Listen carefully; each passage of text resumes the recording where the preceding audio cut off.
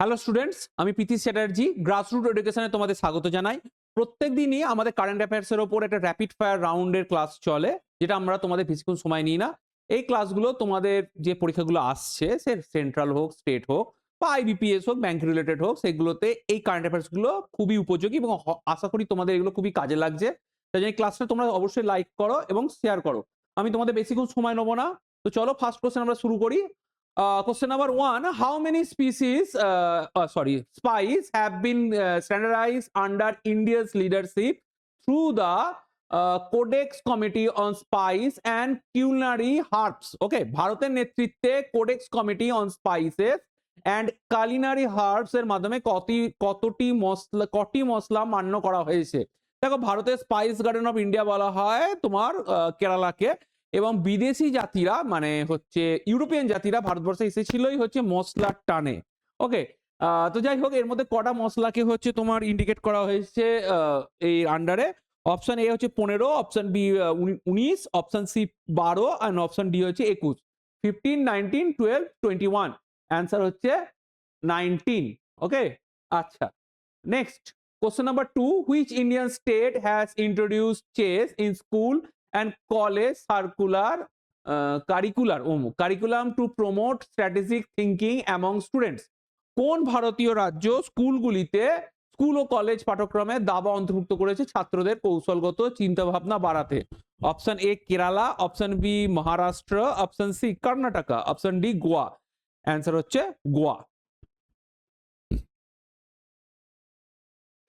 আচ্ছা, by the way, D গুকেশের নাম তোমরা হয়তো শুনেছো, অবশ্যই শোনার কথা। ডি গুকেশ হচ্ছে এই মুহূর্তে number 1 ranking chess player. Okay, আর ভারতবর্ষ বোধহয় 92 গ্র্যান্ডমাস্টার পেয়ে গেছে। ঠিক আছে, question number 3: which Indian naval ship participated in the Japan India maritime exercise 2025 held at Yokosuka, Japan? জাপানের ইয়োকোসুকায় অনুষ্ঠিত জাপান ভারত সামুদ্রিক মহড়া জাইমেক্স 2025 এ কোন ভারতীয় নৌজাহাজ অংশগ্রহণ করেছিল? INS Kolkata, INS Vikrant, INS Shrikhand and INS Sahyadri. একটা জিনিস তোমাকে বলে দিই, এখান থেকে আইএনএস বিক্রান্ত এবং বিক্রমাদিত্য দুটো হচ্ছে ভারতবর্ষের এয়ারক্রাফট ক্যারিয়ার। বিক্রান্ত থাকে হচ্ছে তোমার আরব সাগরে, আর বিক্রমাদিত্য থাকে হচ্ছে বঙ্গোপসাগরে। এই দুটো জাহাজ মোটামুটি নিজেদের জায়গা থেকে নড়াচড়া করে না, মানে নিজের পজিশন থেকে। বাকি যে জাহাজগুলো এরা জয়েন করতে পারে, এর মধ্যে অ্যান্সার হচ্ছে INS Sahyadri. By the way, Sahyadri হচ্ছে পশ্চিমবঙ্গ পর্বতের অপর নাম। কোশ্চেন নাম্বার 4: কোপরা জলসে is located in which state? Kopra জলাশয় কোন রাজ্যে অবস্থিত? দেখো, কোপরা জলাশয়টা হঠাৎ করে ইম্পর্টেন্ট কেন হলো এবং এটা কারেন্ট অ্যাফেয়ার্সের কোশ্চেন হলো কেন? কারণ এটা বর্তমানে র্যামসার সাইটের অন্তর্ভুক্ত করা হয়েছে। র্যামসার সাইট জিনিসটা কি? 1971 সালে ইরানে র্যামসার বলে একটা জায়গায় জলাভূমি নিয়ে একটা সম্মেলন হয়েছিল 2 ফেব্রুয়ারি। তাই জন্য বলা হয় 2 February is celebrated as world wetland day, বিশ্ব জলাভূমি সংরক্ষণ দিবস, ওয়ার্ল্ড ওয়েটল্যান্ড প্রিজার্ভেশন ডে বা রিজার্ভেশন ডে, যাই বলো না কেন। আচ্ছা, তো এটা হচ্ছে তোমার র্যামসার সাইটের আন্ডারে অন্তর্ভুক্ত হয়েছে। এটা কোন রাজ্যে হয়েছে? অপশন এতে আছে ছত্তিশগড়, অপশন বিতে আছে গুজরাট, অপশন সিতে আছে উত্তরাখণ্ড, অপশন ডিতে আছে রাজস্থান।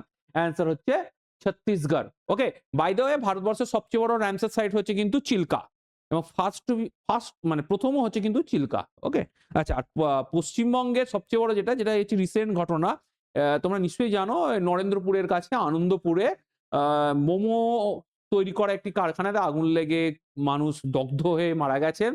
ওই যে জমিটায় যে আনন্দপুরে যেখানে হচ্ছে এই মোমো কারখানাটা তৈরি হয়েছিল, সেটাও কিন্তু একটা র্যামসার সাইট। ওটা হচ্ছে ইস্ট কলকাতা, পূর্ব কলকাতা জলাভূমি। ঠিক আছে, তো এইখানে মাটি বুঝিয়ে ওর উপর এই কারখানাটা তৈরি করা হয়েছিল, এবং এমনভাবে তৈরি করা হয়েছিল, এমনভাবে তার ব্যবস্থা ছিল যে লোকগুলোকে বাইরে থেকে তালা দিয়ে দেওয়া হতো এবং তারা ভেতরে জীবন্ত দগ্ধ হয়ে গেছে। অর্থাৎ কত ধরনের আইন ওখানে ভাঙা হয়েছে, তাতেও প্রশাসন চুপ ছিল। ঠিক আছে, এটা বলা কর্তব্য, তাই আমি তোমাদের বললাম। ওকে, আচ্ছা, কোশ্চেন নাম্বার 4, কোশ্চেন নাম্বার 5 দেখো। Indian air force successfully airlifted a tigress from Pench tiger reserve to? ভারতীয় বায়ুসেনা সফলভাবে একটি পেঞ্চ বাঘিনীকে পেঞ্চ টাইগার রিজার্ভ থেকে ইভাকুয়েটেড করে তোমার পেঞ্চ টাইগার রিজার্ভ থেকে কোথায় নিয়ে গেছে? আচ্ছা, option A Kanha national park, option B Satkosia tiger reserve, option C Ramgarh Vishdhari tiger reserve, আর option D Pachmarhi national park. Pench national পার্কটা কোথায়? পেঞ্চ ন্যাশনাল পার্ক হচ্ছে মধ্যপ্রদেশে। ওকে, এখান থেকে একটা বাঘিনীকে তুলে নিয়ে গিয়ে কোথায় রাখা হয়েছে? এয়ারলিফট করা হয়েছে। অপশন এ কানহা, কানহাটা মধ্যপ্রদেশ। ওকে, আচ্ছা সাতকোশিয়া, এটা হচ্ছে সাতকোশিয়া, তো সাতকোশিয়া ওড়িশা। ওকে, আচ্ছা রামগড় ভিসিধারী, এটা হচ্ছে রাজস্থান। ওকে, আচ্ছা পাঁচমারি, এটা হচ্ছে মধ্যপ্রদেশ এবং মহারাষ্ট্র বর্ডারে। ওকে, তবে বেশিরভাগটাই কিন্তু মধ্যপ্রদেশে। এর মধ্যে কোথায় নিয়ে যাওয়া হয়েছে? অ্যান্সার হচ্ছে রামগড় বিষধরী টাইগার রিজার্ভ। একটা ইনফরমেশন তোমাদের দিয়ে দিই, ডিসকভারি চ্যানেল প্রথম হচ্ছে একটা বাঘিনীকে নিয়ে তাদের লাইফ স্টোরি করেছিল, বাট একটা টেলিফিল্ম করেছিল। It is the first telefilm developed on or promote on the wild life. Okay, তো সেই বাঘিনীটার নাম ছিল হচ্ছে বিজলি এবং তিনি রণথম্বরের বাঘিনী ছিলেন। ওকে, এখন বোধহয় বিজলি থার্ড জেনারেশন বেঁচে আছে। ওকে, আচ্ছা, আর ভারতবর্ষের প্রথম অপারেশন টাইগার ইন্ট্রোডিউস হয়েছিল 1973 সালে। Next question, question number 6, which state became a tiger state after 33 years as declared by NTCA? দেখো এনটিসিএ এর ফুল ফর্মটা যত সম্ভব national tiger count committee authority না, এরকম কাউন্টিং অথরিটি। এটা কি ব্যাপারটা কি? এই রাজ্যে 33 বছর ধরে বাঘের কোনো অস্তিত্ব পাওয়া যায়নি, হঠাৎ করে এই অঞ্চলে বাঘের অস্তিত্ব পাওয়া গেছে। দেখো মধ্যপ্রদেশে তো বাঘে ভর্তি, ঠিক আছে, সে তুমি প্রচুর আছে, বান্ধবগড় আছে, পেঞ্চ আছে, পাঁচমারি আছে, কুনোয়া আছে, কানা আছে, তো মধ্যপ্রদেশ হবে না, এটা তো কমন।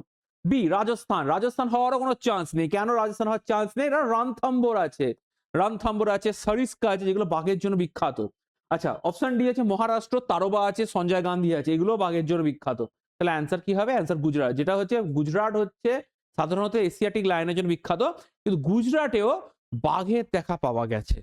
ওকে, এবার বাঘটা ওখানে ছিল না, কোথাও থেকে চলে এসে, যেমন লালগড়ে একটা বাঘ পাওয়া গেছিল, যেটা নাকি সাতকোশিয়া হয়ে না গাহির মাথা ন্যাশনাল পার্ক থেকে চলে এসেছিল।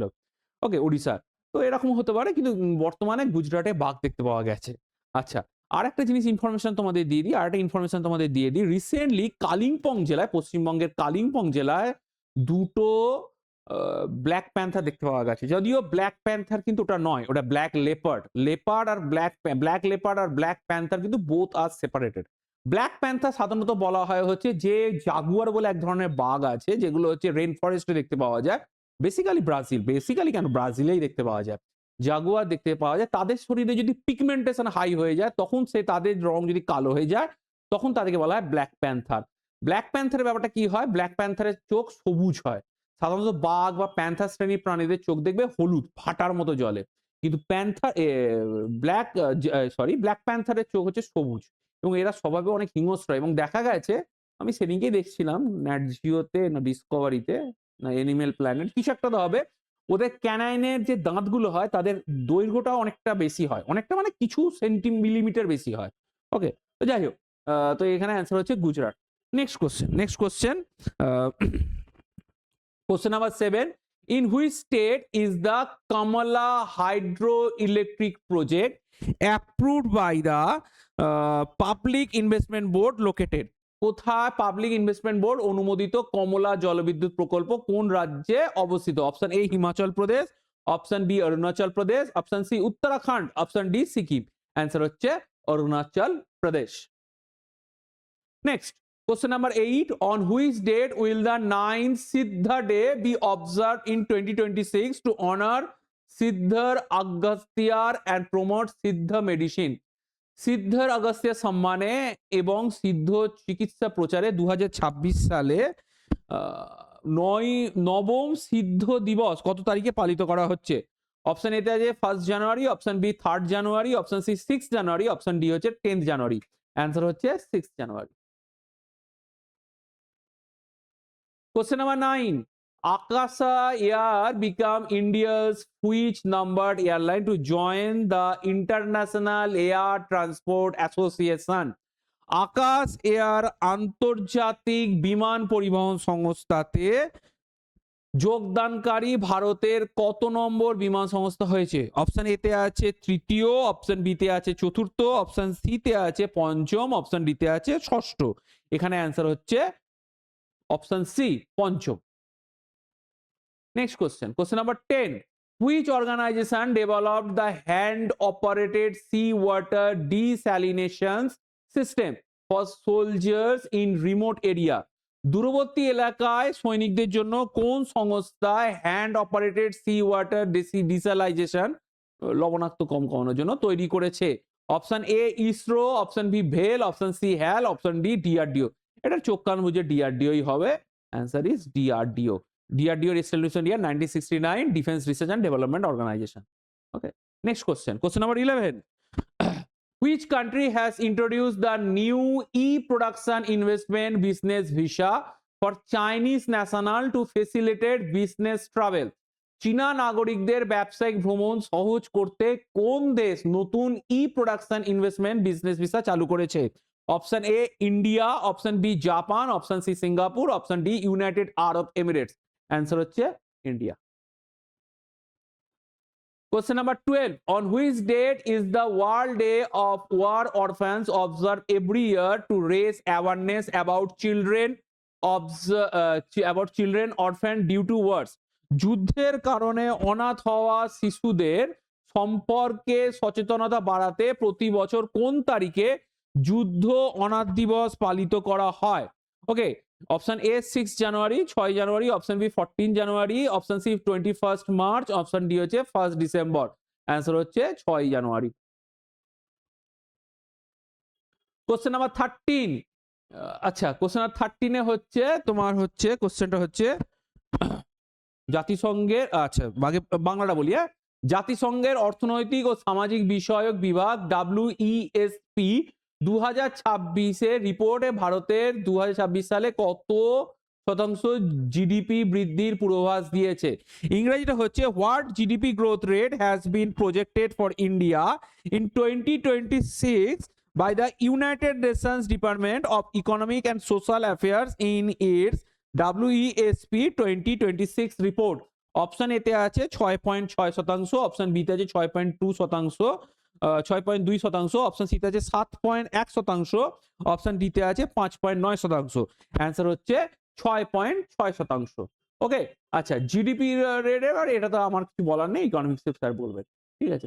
Next question, question number 14.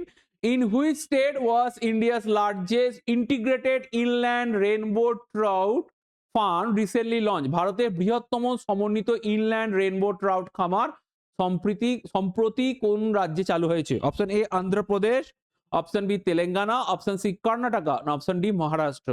Option B Telangana. এটা হচ্ছে অনেক ধরনের শাকসবজি একসাথে চাষটাকে বলা হয়েছে রেইনবো ট্রাউট চাষ। ওকে, আচ্ছা। Question number 15. Where was rare eastern imperial eagle recently sighted, highlighting the site's importance for migratory raptors? Raptors. Okay. সম্প্রতি কোথায় একটি বিরল ইস্টার্ন ইম্পেরিয়াল ঈগল দেখা গেছে, যা পরিযায়ী শিকারী পাখিদের জন্য এই স্থানে গুরুত্ব নির্দেশ করে? Option A Bandipur national park, option B Mudumalai tiger reserve, option C Periyar wildlife sanctuary, option D Nagarhole national park.